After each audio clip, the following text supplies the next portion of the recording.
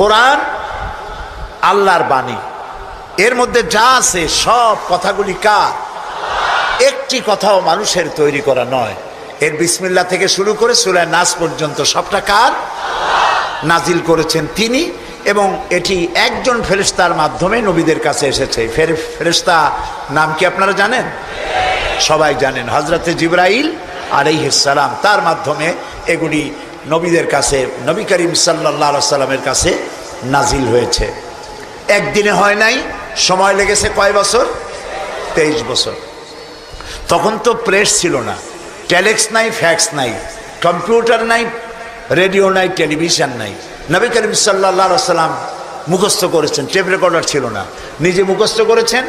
আর শক্ত হাড্ডি, চামড়া, কাঠ এবং সেই সময় যে সব কাগজ পাওয়া গেছে মোটা, ওর উপরে লিপিবদ্ধ করতে বলা হয়েছে।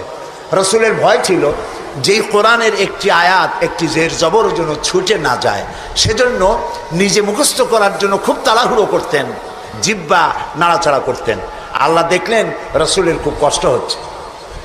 আল্লাহ রাব্বুল আলামিন কোরআনে কারীম মুখস্থ করতে রসুলের কষ্ট হচ্ছে, এটি দেখে বললেন, লা তুহাররিক বিহি লিসানাকা লিতাজালা বিহি।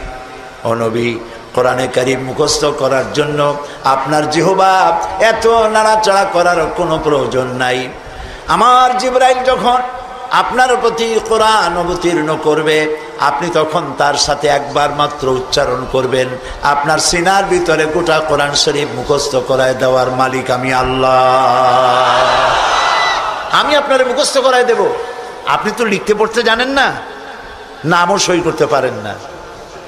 আমি আপনাকে মুখস্থ করার তৌফিক দেব, আপনি তেলাওয়াত করতে পারবেন সে তৌফিক দেব, আর তেলাওয়াত করে মানুষকে বুঝাইতে পারবেন সে তৌফিকও আপনাকে আমি দান করব।